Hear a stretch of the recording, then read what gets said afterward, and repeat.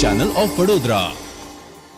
All India Majlis-e Ittehadul Muslim द्वारा police કમિશનરને આવેદનપત્ર આપવામાં આવ્યું હતું। આવનારા રામનવમીના તહેવાર નિમિત્તે યોજાનારા ભવ્ય શોભાયાત્રાની સુરક્ષા તથા શોભાયાત્રા નિયત રૂપમાં આવતા તમામ ધાર્મિક સ્થળોની સુરક્ષા અને સ્થાનિક લઘુમતી વિસ્તારોની સુરક્ષા રાખવા માંગ કરવામાં આવી છે।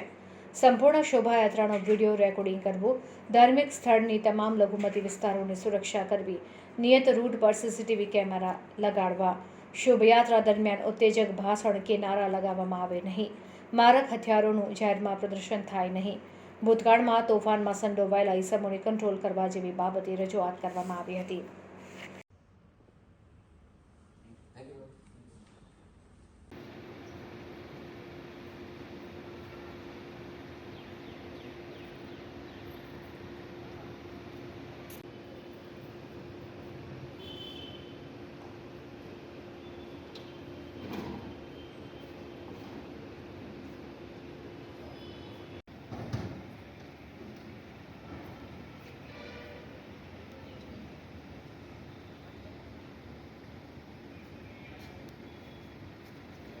આજે અમે ઓલ ઇન્ડિયા મજલિસે ઇત્તેહાદુલ મુસ્લિમીન વડોદરા તરફથી વડોદરા શહેર પોલીસ કમિશનરને એક આવેદનપત્ર આપવા માટે આવ્યા છે।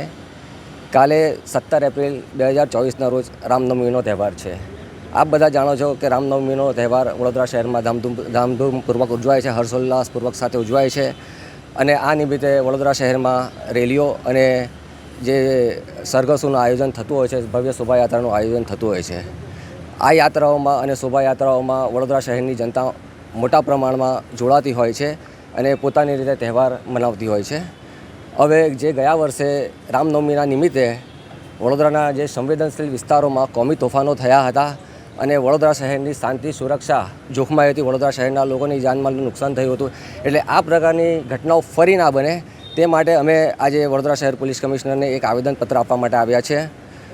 ધાર્મિક જુલુસોમાં, જે ધાર્મિક તહેવારોમાં અને ઉત્સવોમાં જે જુલુસો નીકળતા હોય છે, રેલીઓ નીકળતી હોય છે, શોભાયાત્રાઓ નીકળતી હોય છે, સરઘસો નીકળતા હોય છે, તે માટે એઝાઝ ખાન પઠાણ દ્વારા એક સામાજિક કાર્યકર છે, તેઓએ ગુજરાત હાઈકોર્ટમાં એક PIL દાખલ કરી હતી અને એ PILના અનુસંધાનમાં 20 એપ્રિલ 2023ના રોજ ગુજરાત હાઈકોર્ટે કેટલાક આદેશો જારી કર્યા હતા।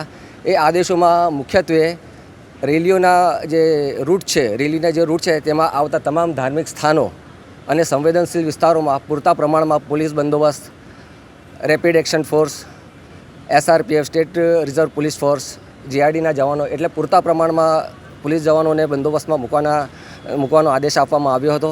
બીજું છે કે ડ્રોન કેમેરા અને CCTV કેમેરાના આધારે જે સર્વેલન્સ થવું જોઈએ એ અને સંપૂર્ણપણે વિડીયોગ્રાફીનો આદેશ છે। સાથે સાથે જે રેલીના રૂટમાં જે પણ સ્થાનો છે ત્યાં પૂરતા પ્રમાણમાં SRPF અને પોલીસના જવાનોને સ્ટેન્ડ બાયની સ્થિતિમાં રાખવાનો પણ આદેશ આપવામાં આવ્યો છે અને જ્યાં શંકાસ્પદ લોકોની હિલચાલ હોય અને જ્યાં એવું લાગે કે કોઈક તકલીફ ઊભી કરી શકે છે તો પોલીસ અધિકારીઓને બોડી વોર્ન કેમેરાથી સુસજ્જ થવાનો પણ આદેશ છે। સાથે સાથે CCTV, ડ્રોન કેમેરા સાથે વિડીયોગ્રાફીનો પણ આદેશ છે। બીજું જે છે કે જ્યારે પણ આવી ઘટનાઓ બને છે ત્યારે જે કન્ટિન્જન્સી જે હોય કે આકસ્મિક રીતે કંઈક બનાવ બન્યો હોય તો તેના માટે એક્શન પ્લાન તૈયાર કરવાનો હોય છે, તેના પણ કોર્ટ દ્વારા આદેશો આપવામાં આવ્યા છે। સાથે સાથે જ્યારે પણ કોઈ રેલી અને જુલુસ નીકળતું હોય છે ત્યારે એની જે હિલચાલ છે અને એની જે મૂવમેન્ટ છે એ બહુ ઇઝીલી થાય અને લોકોને ટ્રાફિક માટે કોઈક તકલીફ ના પડે, તેના માટે પણ જે ટ્રાફિકના પોઈન્ટ્સ છે જેમાં ટ્રાફિક બ્રિગેડ અને બીજા જવાનોને પણ નિયુક્ત કરવાનો જે નામદાર હાઈકોર્ટે આદેશ આપ્યો છે। તો અમારી માંગણી એ જ છે કે ગુજરાત હાઈકોર્ટ, જે નામદાર હાઈકોર્ટે જે આદેશ આપ્યો છે તેનું સંપૂર્ણપણે પાલન થાય, લોકોની જાનમાલની સુરક્ષા થાય અને કોઈના પણ હિતોનું નુકસાન ના થાય, તે અમે એક અમારી માંગણી સાથે અમે અહીંયા આવ્યા છીએ આજે।